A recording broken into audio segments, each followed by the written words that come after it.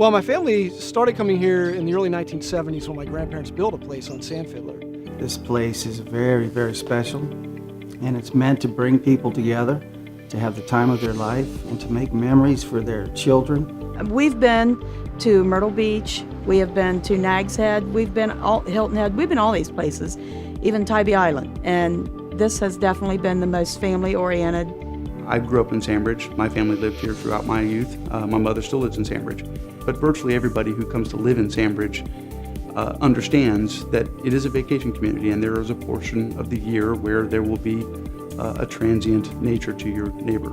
The most noise we've heard come through here's the ice cream truck, which we welcome. And it's not bothered us one bit. 95% of our rentals come and go without a single complaint. In 5 years, I've never had a single instance of a renter creating a disturbance, trash, music. If suddenly in Sandbridge you weren't allowed to rent your house out as freely as we are allowed to do so now, then some investors would decide that it's better to spend their money elsewhere, and they would put their properties up for sale. We would see hundreds of houses go on the market, which would destroy property values in Sandbridge.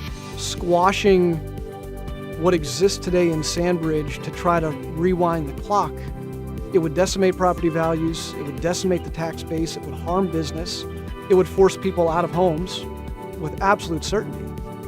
And it wouldn't take Sandbridge back to what it was in the early 1980s or the late 1970s. It would make it a ghost town. Like I said, we've been different places, and you do have the parties, and it's not trashy. Nobody's leaving trash lay around, and I don't know, it's a very enjoyable part of town. It really is. If people are educated and calmly talked to, things get done. We're willing to adjust to a reasonable degree, so long as we don't watch property values disappear and watch the investment and income and the family wealth of many, many families disappear because of potential heavy-handed regulation. It's a tremendous community. It has something to offer everybody. I've never heard of anybody coming here and being disappointed.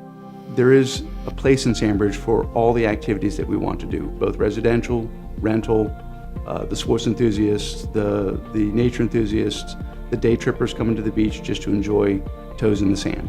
There's a piece of Sandbridge that can accommodate everybody's needs, and we can find a way to do it peacefully. We have so many memories that we have made on this trip, and it's just something I'll cherish the rest of my life.